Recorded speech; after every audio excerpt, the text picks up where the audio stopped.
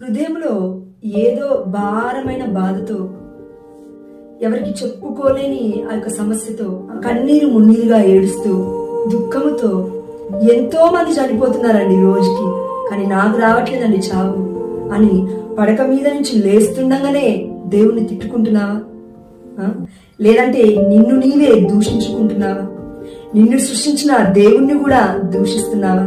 అయితే ప్రియమైన బిడ్డ, దేవుడు నీకు చెప్తున్న మాట, వారి తప్పిదములు మన్నింపబడినవని, వారు తమ పాపములకు రెండంతలుగా శిక్ష అనుభవించిరని వారికి తెలియజెప్పుడు. దేవుడు చెప్తున్న మాట, నీకు పాప విమోచకుడిగా, రక్షకుడిగా దేవుడే నిన్ను రక్షించుటకు దివి నుండి భూమికి దిగివచ్చి బాలయేసుగా పుట్టబోతున్నాడు. అయితే హృదయ అంతరంగము నుండి దేవుని అంగీకరించు. తప్పకుండా యేసు నామములో నా దేవుడు ఇస్తున్న వెలుగు నీ యొక్క జీవితానికి వెలుగుగా మారి